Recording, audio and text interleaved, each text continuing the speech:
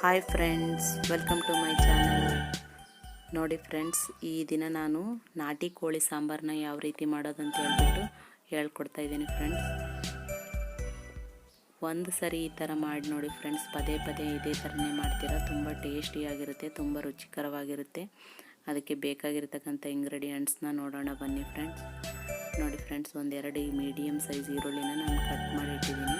ಒಂದು ಸ್ವಲ್ಪ ಪುದೀನ, ಒಂದು ಸ್ವಲ್ಪ ಕೊತ್ತಂಬರಿ ವಾಶ್ ಮಾಡಿ ಹೆಚ್ಚಿಟ್ಟಿದ್ದೀನಿ. ಒಂದು ಮುಷ್ಟಿಯಷ್ಟು ಬೆಳ್ಳುಳ್ಳಿ, ಒಂದೆರಡು ಇಂಚು ಶುಂಠಿ, ಒಂದೆರಡು ಚಿಟಿಕೆ ಅರಿಶಿನ ಮತ್ತು ಒಂದು ತೆಂಗಿನಕಾಯಿನ ನೀಟಾಗಿ ಸ್ಲೈಸ್ ಮಾಡಿಟ್ಟಿದ್ದೀನಿ. ರುಚಿಗೆ ತಕ್ಕಷ್ಟು ಉಪ್ಪು, ಧನಿಯಾ ಪೌಡ್ರು, ಸ್ವಲ್ಪ ಬ್ಲ್ಯಾಕ್ ಪೆಪ್ಪರ್, ಲವಂಗ, ಯಾಲಕ್ಕಿ 2 ತಗೊಂಡಿದ್ದೀನಿ ಮತ್ತು ಸ್ವಲ್ಪ ಒಂದೆರಡು ಇಂಚಷ್ಟು ಚಕ್ಕೆನ ಯೂಸ್ ಮಾಡಿದ್ದೀನಿ.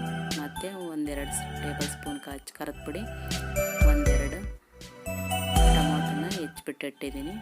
ನೋಡಿ ಫ್ರೆಂಡ್ಸ್, ಈ ನಾಟಿ ಕೋಳಿ ಸಾರು ಮಾಡೋದಕ್ಕೆ ಇಷ್ಟು ಇಂಗ್ರೀಡಿಯೆಂಟ್ಸ್ ಬೇಕು. ಮತ್ತು ಊಟಕ್ಕೆ ಮತ್ತು ಒಂದು ನಿಂಬೆಹಣ್ಣು, ಕಸ್ತೂರಿ ಮೆಂತ್ಯ ಸ್ವಲ್ಪ, ಮತ್ತು ಒಂದು ಈರುಳ್ಳಿನ ಹೆಚ್ಚಿಬಿಟ್ಟು ಇಟ್ಟಿದ್ದೀನಿ. ಈಗ ಒಂದು ಮಿಕ್ಸಿ ಜಾರ್ ತೆಗೆದುಕೊಳ್ಳಿ ಫ್ರೆಂಡ್ಸ್. ಏನು ತೋರಿಸ್ತಾ ಇದ್ದೀನಲ್ಲ ಫ್ರೆಂಡ್ಸ್, ಇದನ್ನು ಮಾತ್ರ ಒಂದು ಸರಿ ಗ್ರೈಂಡ್ ಮಾಡ್ಕೊಂಡ್ಬಿಡ್ರಿ. ಎಲ್ಲದನ್ನೂ ಒಟ್ಟಿಗೆ ಹಾಕ್ಬಿಟ್ಟು ನಾನು ಮುಚ್ಚಳ ಮುಚ್ಚಿ ಇದನ್ನ ಗ್ರೈಂಡ್ ಮಾಡ್ಕೊಂಡಿದ್ದೀನಿ ಫ್ರೆಂಡ್ಸ್. ಅದರ ಪೇಸ್ಟು ಈ ಥರ ಇದೆ, ನೀವು ನೋಡ್ಬೋದು. ಈ ಕಂಟೆಸ್ಟೆನ್ಸಿಯಲ್ಲಿ ನೀವು ಗ್ರೈಂಡ್ ಮಾಡ್ಕೊಳ್ರಿ. ನಾನೊಂದು ಪಾತ್ರೆಗೆ ಇದನ್ನು ಸರ್ವ್ ಮಾಡ್ಕೊತಿದ್ದೀನಿ ಫ್ರೆಂಡ್ಸ್. ಇದಕ್ಕೆ ಯಾವ ಮಸಾಲೆನೂ ಮತ್ತೆ ಮಿಕ್ಸ್ ಮಾಡಬೇಡ್ರಿ, ಸೇರಿಸ್ಬೇಡ್ರಿ. ಇದನ್ನು ಸಪ್ರೇಟ್ ಇರಲಿ. ಮತ್ತು ಈಗ ಈ ತಟ್ಟೆಯಲ್ಲಿರ್ತಕ್ಕಂಥದ್ದನ್ನ ಎಲ್ಲ ಸಾಮಗ್ರಿಗಳನ್ನು ಹಾಕ್ಬಿಟ್ಟು ನಾನು ಈಗ ಮುಚ್ಚಳ ಮುಚ್ಚಿ ಇದನ್ನು ನೀಟಾಗಿ ಗ್ರೈಂಡ್ ಮಾಡ್ಕೊತಿದ್ದೀನಿ ಫ್ರೆಂಡ್ಸ್. ಇದು ಸ್ವಲ್ಪ ಬೇಗ ಆಗಲ್ಲ. ನೋಡಿ ಫ್ರೆಂಡ್ಸ್, ಈಗ ಆಗಿದೆ ನೋಡಿ. ಈ ಥರ ನೀಟಾಗಿ ಫೈನಾಗಿ ಗ್ರೈಂಡ್ ಮಾಡ್ಕೊಂಡಿದ್ದೀನಿ. ಇದನ್ನು ಬೇರೆ ಪಾತ್ರೆಗೆ ನಾನೀಗ ಸರ್ವ್ ಮಾಡ್ಕೊಂಡಿದ್ದೀನಿ ಫ್ರೆಂಡ್ಸ್, ನೋಡ್ಬೋದು ನೀವು. ಈಗ ನಾನು ಮತ್ತು ಹಚ್ಚ ಖಾರದ ಪುಡಿ ಮತ್ತು ಟೊಮೊಟೊನ ಒಂದು ಸರಿ ಹಾಕ್ಬಿಟ್ಟು ಇದನ್ನು ಕೂಡ ಫೈನಾಗಿ ಗ್ರೈಂಡ್ ಮಾಡ್ಕೊತಿದ್ದೀನಿ. ಮುಚ್ಚಳ ಮುಚ್ಚಿ ನೋಡಿ ಫ್ರೆಂಡ್ಸ್, ಅದರ ಪೇಸ್ಟ್ ಈ ಥರ ಇದೆ. ಅದನ್ನು ಕೂಡ ಈಗ ನಾನು ತೆಂಗಿನಕಾಯಿ ಜೊತೆ ಪಾತ್ರೆಯಲ್ಲಿ ಹಾಕ್ತಾಯಿದ್ದೀನಿ. ಇವೆರಡನ್ನೂ ಒಂದು ಪಾತ್ರೆಯಲ್ಲಿ ಹಾಕಿದ್ದೀನಿ ಫ್ರೆಂಡ್ಸ್. ನಾನು ಈ ಪಾತ್ರೆಯಲ್ಲಿ ನಾನು ಯಾವುದೇ ಮಿಕ್ಸ್ ಮಾಡಿಲ್ಲ. ಈ ಮಸಾಲೆನೇ ಇದೇ ಪಾತ್ರೆಯಲ್ಲಿ ಹಾಕಿದ್ದೀನಿ. ನೋಡಿ ಫ್ರೆಂಡ್ಸ್, ಒಂದು ಕುಕ್ಕರಲ್ಲಿ ಸ್ವಲ್ಪ ಎಣ್ಣೆ ಬಿಸಿ ಮಾಡೋಕ್ಕೆ ಇಟ್ಟಿದ್ದೀನಿ. ಎಣ್ಣೆ ಸ್ವಲ್ಪ ಬಿಸಿ ಆದ ತಕ್ಷಣವೇ ನಾನು ಸ್ವಲ್ಪ ಚಿಕನ್ನ ಹಾಕ್ತಾಯಿದ್ದೀನಿ ನೋಡಿ ಫ್ರೆಂಡ್ಸ್. ಈಗ ಯಾಕಂತ ಹೇಳಿದರೆ ನಾಟಿ ಕೋಳಿ ಸಾಂಬಾರು ಮಾಡೋದಕ್ಕೆ ಇದು ನಾಟಿ ಕೋಳಿ ಬೇಗ ಬೇಯೋದಿಲ್ಲ. ಹಾಗಾಗಿ ಒಲೆ ಮೇಲೆ ಮಾಡಿದರೆ ತುಂಬ ಟೇಸ್ಟಿಯಾಗಿರುತ್ತೆ ಫ್ರೆಂಡ್ಸ್. ನಾವು ಒಲೆನೇ ಯೂಸ್ ಮಾಡೋದು. ನಾನು ನಿಮಗೆ ತೋರಿಸ್ಬೇಕಂತ ಹೇಳ್ಬಿಟ್ಟು ಗ್ಯಾಸ್ನ ಯೂಸ್ ಮಾಡಿದ್ದೀನಿ. ನಾಟಿ ಕೋಳಿ ಸಾಂಬಾರನ್ನ ಒಲೆಯಲ್ಲಿ ಮಾಡಿದರೆ ಚೆನ್ನಾಗಿರುತ್ತೆ, ಬೇಗ ಬೇಯೋದಿಲ್ಲ ಫ್ರೆಂಡ್ಸ್. ಈಗ ಹಾಗಾಗಿ ನಾನು ಸ್ವಲ್ಪ ಕುಕ್ಕರ್ನ ಯೂಸ್ ಮಾಡ್ತಾಯಿದ್ದೀನಿ. ಒಂದು ಸ್ವಲ್ಪ ಉಪ್ಪು ಹಾಕ್ಬಿಟ್ಟು ಮುಚ್ಚಳ ಮುಚ್ಚಿ ಒಂದು 3ರಿಂದ 4 ವಿಷಲ್ನ ಕೂಗಿಸ್ತಾ ಇದ್ದೀನಿ ಫ್ರೆಂಡ್ಸ್. ನೋಡಿ ಫ್ರೆಂಡ್ಸ್, ಈಗ 3ರಿಂದ 4 ವಿಷಲ್ ಆಗಿದೆ. ಇವಾಗ ನಾನು ತೋರಿಸ್ತಾ ಇದ್ದೀನಿ ಯಾವ ಥರ ಬೆಂದಿದೆ ಅಂತ ಹೇಳ್ಬಿಟ್ಟು. ನೋಡಿರಿ, ನಾನು ಓಪನ್ ಮಾಡಿದೆ ಕುಕ್ಕರ್ನ. ನೋಡಿ, ಅಲ್ಲಿ 3/4% ಇವಾಗ ಕುಕ್ ಆಗಿದೆ.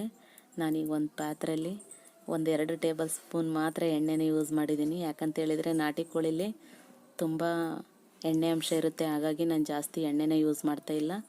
ನೀವು ಕೂಡ ಜಾಸ್ತಿ ಎಣ್ಣೆನ ಯೂಸ್ ಮಾಡೋದಕ್ಕೆ ಹೋಗಬೇಡಿ. ನೋಡಿ, ನಾನು ಇದಕ್ಕೆ ಚಿಕನ್ ಆ್ಯಡ್ ಮಾಡ್ತಾಯಿದ್ದೀನಿ. ಈಗ ಇದನ್ನ ಪೂರ್ತಿ ಹಾಕ್ಬಿಟ್ಟು ಅದ್ರಾಗೆ ಸ್ವಲ್ಪ 1-2 ಮಿನಿಟ್ಸ್ ಮಾತ್ರ ನಾನು ಎಣ್ಣೆ ಜೊತೆ ಕುಕ್ ಮಾಡ್ತಾಯಿದ್ದೀನಿ. ಯಾಕಂತ ಹೇಳಿದರೆ ಅಲ್ಲ 3/4% ಇದರಲ್ಲಿ ಬೆಂದೋಗಿರುತ್ತೆ ಕುಕ್ಕರಲ್ಲೇ. ಹಾಗಾಗಿ ನಾನಿವಾಗ ಮಸಾಲೆ ಜೊತೆ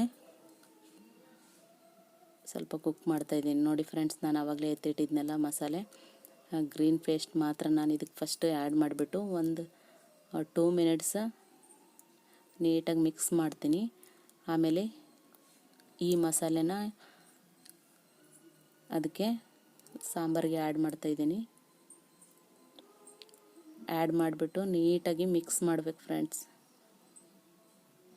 ಈ ಥರ ನೀಟಾಗಿ ಇದು ಚಿಕನ್ ಜೊತೆ ಮಸಾಲೆ ಎಲ್ಲ ಹೊಂದ್ಕೋಬೇಕು. ಈ ಥರ ನೀಟಾಗಿ ಕೈ ಬಿಡ್ದಂಗೆ ಸ್ವಲ್ಪ ಹೊತ್ತು ಮಿಕ್ಸ್ ಮಾಡಿ ಫ್ರೆಂಡ್ಸ್. ನೀವಿನ್ನು ಗ್ಯಾಸಿಂದ ಒಲೆಯಲ್ಲಿ ಮಾಡಿದರೆ ಇನ್ನೂ ಚೆನ್ನಾಗಿರುತ್ತೆ. ನಿಮಗೆ ಕಾಣಿಸ್ತಾ ಇದೆ ಯಾವ ಥರ ಕಾಣಿಸ್ತಾ ಇದೆ ಅಂತ ಹೇಳ್ಬಿಟ್ಟು. ಎಷ್ಟು ಚೆನ್ನಾಗಿ ಕಾಣಿಸ್ತಿದೆ ಅಷ್ಟೇ ಟೇಸ್ಟಿಯಾಗಿರುತ್ತೆ ಫ್ರೆಂಡ್ಸ್. ಒಂದು ಸಾರಿ ನೀವು ಟ್ರೈ ಮಾಡಿರಿ. ಇದೇ ಮೆಥಡನ್ನು ಯೂಸ್ ಮಾಡ್ತೀರಾ ನೀವು ಪದೇ ಪದೇ. ನೋಡಿ ಫ್ರೆಂಡ್ಸ್, ಇದು ಕುದೀತಾ ಇದೆ ಸಾಂಬಾರು. ನಿಮಗೆ ಕಾಣಿಸ್ತಾ ಇದೆ ಹೇಗಿದೆ ಅಂತ ಹೇಳ್ಬಿಟ್ಟು. ಅಷ್ಟೇ ಟೇಸ್ಟಿಯಾಗಿದೆ. ಘಮನೂ ಕೂಡ ತುಂಬ ಚೆನ್ನಾಗಿ ಬರ್ತಾ ಇದೆ. ಟೇಸ್ಟು ಕೂಡ ತುಂಬ ಚೆನ್ನಾಗಿದೆ. ಹಾಗೆ ಇದು ಚಿಕನ್ ಕೂಡ ನೀಟಾಗಿ ಬೆಂದಿದೆ. ಇವಾಗ ಸಾಂಬಾರು ಕೂಡ ರೆಡಿಯಾಗಿದೆ. ತೆಳುವೂ ಇಲ್ಲ ಗಟ್ಟಿನೂ ಇಲ್ಲ, ಮೀಡಿಯಮ್ ಆಗಿ ಕರೆಕ್ಟಾಗಿದೆ. ನಾನೊಂದು ಸ್ವಲ್ಪ ಪಾತ್ರೆಗೆ ಎಣ್ಣೆ ಮತ್ತು ರೆಡ್ ಚಿಲ್ಲಿ ಪೌಡ್ರು ಮತ್ತು ಕಸ್ತೂರಿ ಮೆಂತ್ಯನ ಹಾಕ್ಬಿಟ್ಟು ಒಂದು ಸ್ವಲ್ಪ ಫ್ರೈ ಮಾಡಿಕೊಂಡು ಈಗ ಈ ಸಾಂಬಾರಿಗೆ ಹಾಕಿ ಮೇಲೆ ಹಾಕ್ತಾಯಿದ್ದೀನಿ ಫ್ರೆಂಡ್ಸ್. ಫೈನಲಾಗಿ ಚಿಕನ್ನು ರೆಡಿಯಾಗಿದೆ ನೋಡ್ಬೋದು ಫ್ರೆಂಡ್ಸ್.